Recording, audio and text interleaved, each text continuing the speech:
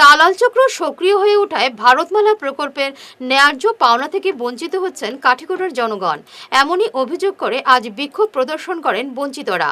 তারা বলেন, আগাম কোনো নোটিশ না দিয়ে তাদের বসতবাড়ি গুড়িয়ে দেওয়া হয়েছে, কিন্তু তারা ক্ষতিপূরণ পাচ্ছেন না দালাল চক্র সক্রিয় হয়ে ওঠায়। ভারতমালা প্রকল্পের যে জমি অধিগ্রহণ, সেই জমি অধিগ্রহণে আমাদেরকে অগ্রিম কোনো নোটিশ দেওয়া হয় না এবং উচ্ছেদ করার লাগে যে কাঠিগড়া সার্কুল অফিসার দলবল নিয়ে আসে আমাদেরকে জোর জবরদস্তি করে উচ্ছেদ করেছেন। এবং ওই দিকের যে আমাদের বাড়িঘর আছে বা এখানে যে পার্শ্ববর্তী যে বিল্ডিংটা আছে, ওই বিল্ডিংটার যে ক্ষতিপূরণ, এই ক্ষতিপূরণ বাবদ মাত্র 16 লাখ টাকা ধরা হয়েছে। এই যে বিল্ডিং, অন্ততপক্ষে এই বিল্ডিং নির্মাণ করতে প্রায় 50 লক্ষ টাকার দরকার নিম্নতম। কিন্তু আমাদের যে ভারত সরকার যে তার ডেভেলপমেন্টের জন্য যে ভারতমালা প্রকল্প নিয়ে হাতে নিয়েছেন, এতে আমাদের কোনো আপত্তি নেই, আমরা জমি দিতে প্রস্তুত আছি। কিন্তু আমরা আমাদের জমির ন্যায্য মূল্য থেকে বঞ্চিত হচ্ছি।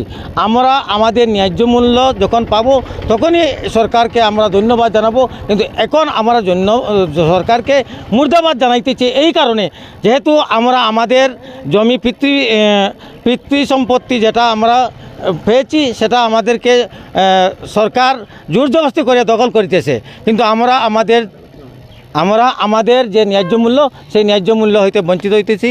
পার্শ্ববর্তী যে তারিণীপুর তৃতীয় যে জমিটা, সেই জমি অত্যন্ত নিম্নমানের জমি এবং সেই জমিটা হলো সর্বাবস্থায় জলের নিচে থাকে। কিন্তু আমাদের এই জমিটা অত্যন্ত উর্বর জমি, যেখানে কৃষিকাজের জন্য উপযোগী এবং এখানে প্রায় 40-50 মণ প্রতি বিঘা প্রতি ফসল উৎপন্ন হয়।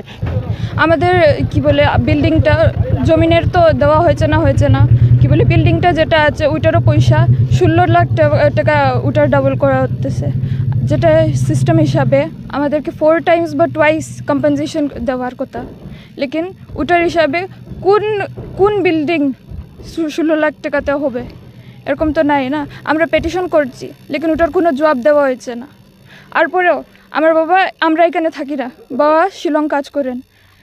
এই স্যাটারডে কল করে, আমার কাছে রেকর্ডিং আছে, কি বলে কল করে আমাদেরকে জানানো হয়েছে কি আপনারা আসেন, ঘর ভাঙ্গা হতেছে 2 দিন, 17 তারিখ আমরাকে বলা হতেছে কি ঘর ভাঙ্গা হয়ে যাবে।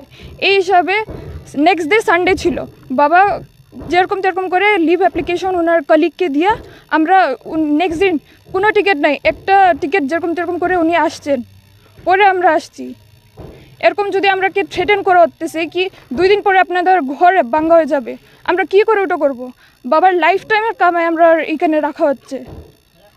যদি সরকার আমাদের সঙ্গে এরকম করে, ওটা আমরা প্রোগ্রেসের খিলাফ নাই। যদি সরকার আমাদেরকে প্রপার কম্পেনসেশন দেয়, আমরা কেন প্রোগ্রেসের খিলাফ হবো?